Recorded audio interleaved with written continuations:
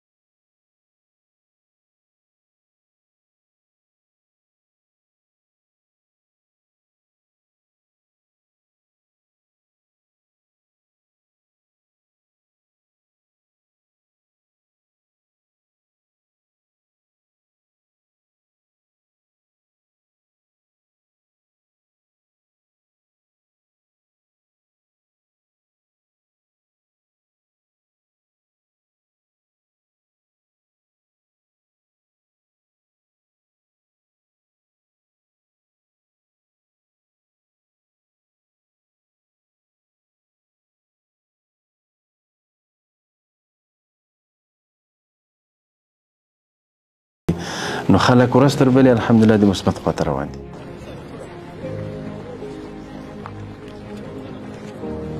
د دغه ولایت والي او د مختلفو ولایتونو رئیسان هره میاشت بېلابېلو ولسوالیو ته سفرونه کوي او هلته د ولس ستونزې له نږدې اوري.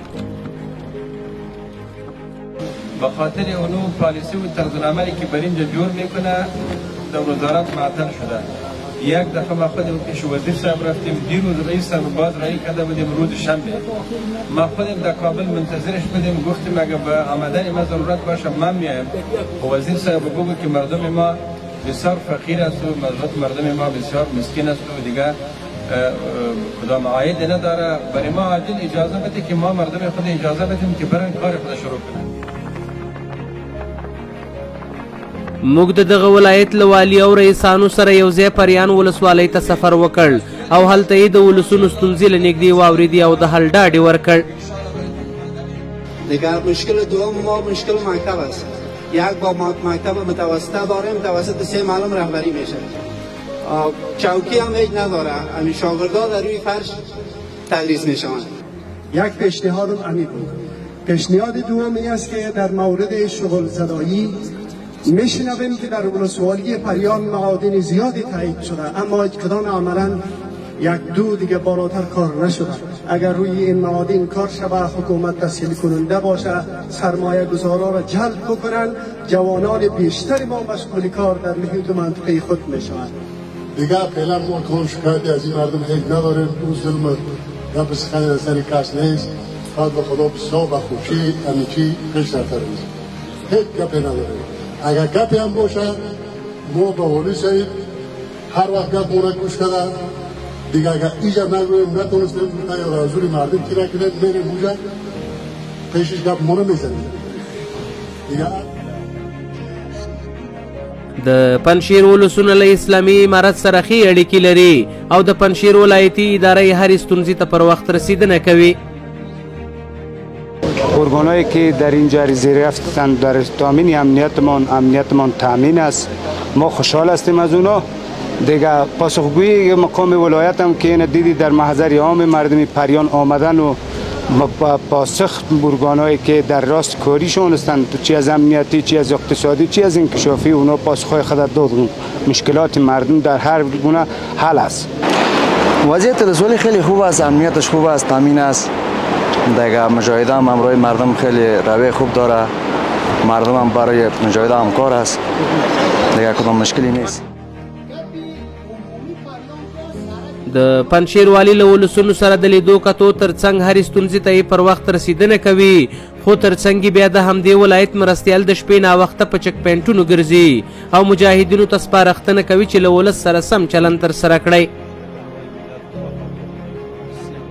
از طرف مجاهدین چک پاین والا کام مزاحمت وجود ندارد. نه، بسیار امنیت، بسیار آرامی، هیچ خب بیخی حقیقت زنده باش. خوشحال شدیم. سفرتون بخیر.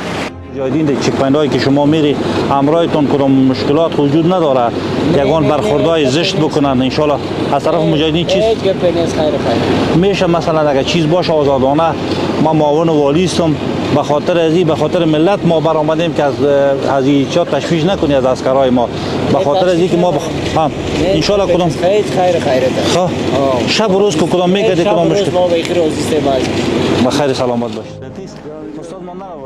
د پنجشیر ولایت مرستیال وایي 24 ساعته چک پوینټونه فعال دي او هیڅ چاته اجازه نه ورکوي چې ولس ته تشویشونه ایجاد کړي. تاسې د شپې ناوخته د څه لپاره راوتلي او عموما په دغه وخت کې بیا تاسې مجاهدین د سپارښتنه څه وي؟ بسم الله الرحمن الرحیم. برادر محترم، ما هر روز او ناوخت و وقت مثلا در سر چک پوینت یگان گزمه‌های خاص خود داریم به خاطر از اینکه به خاطر مردم پنجشیر او از طرف نیروهای امنیتی مثلا شب و روز به خاطر خدمت یا مسئولین در چک پوینت هستند ما میخواهیم که هر روز از یا دید و دید بکنیم به خاطر از اینکه بالای مردم ما مثلا خدا نخواسته میشه از طرف بعض مجاهدین کدام مثلا بی‌نزاکتی صورت نگیره. این ما وظیفه ایمانی و وجدانی خود میدانیم. هر شب او ناوقت مثلا از چک پوینت های مرکز و الا تا ولسوالی هم ما تونستیم مثلا سفرها داشته باشیم به خاطر از اینکه هم مجاهدین ما تشویق میشن او به خاطر خدمت به ملت و هم مردم ما از این کارکردگی ما راضی هستند که همیشه باید مجاهدین